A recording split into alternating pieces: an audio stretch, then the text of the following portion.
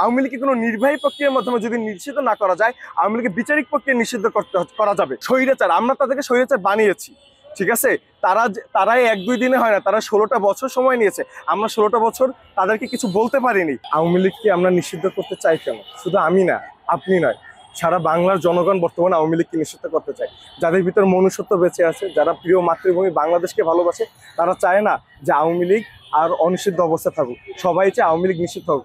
কারণ আমরা সবাই অবগত আছি যে এতদিন হয়তো ভাই, হ্যাঁ আমরা 16 বছর এটা বলতে পারতাম না, হ্যাঁ এতদিন আমাদের চোখে পট্টি পরে রাখা হয়েছিল, আমাদের বাক স্বাধীনতাকে মানে হেনস্থা করা হয়েছিল, ঠিক আছে। আমরা আমাদের ঠিক মতো কথা বলতে পারি, এই যে আপনি কথা বলতে পারতেছেন, আমি কথা বলতে পারতেছি, এটা আমরা আগে বলতে পারিনি, এখন বলতে পারতেছি।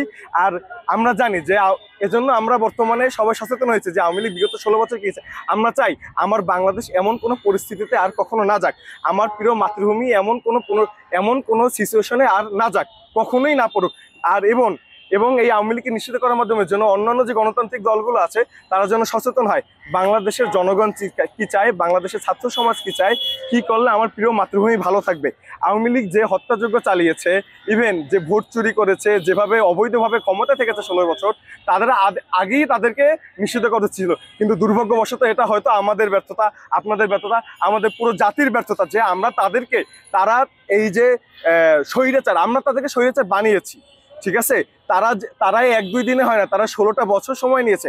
আমরা 16টা বছর তাদেরকে কিছু বলতে পারিনি। এটা যেমন আমাদের ব্যর্থতা, তেমনি আমাদের আবার সেই দুর্ভাগ্যটা আমাদেরকে ভোগ করতে হয়েছে। আমরা দেখেছি এই 16 বছরের মানে মানে কি কালো অধ্যায় পার করেছে 24শে জুলাই, কিভাবে হত্যা করেছে। এটা আমি নয়, আপনি নয়, এটা আমরা সবাই জানি। আওয়ামী লীগকে কোনো নির্বাহী প্রক্রিয়ার মাধ্যমে যদি নিষিদ্ধ না করা যায়, আওয়ামী লীগের বিচারিক প্রক্রিয়া নিষিদ্ধ করা যাবে, অবশ্যই যাবে বিচারিক প্রক্রিয়া। আমরা জানি তারা যে কি করেছে, তাদের কেন বিচার হচ্ছে না।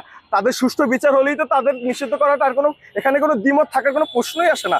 তারা খুব সহজেই তাদেরকে নিষিদ্ধ করতে পারে।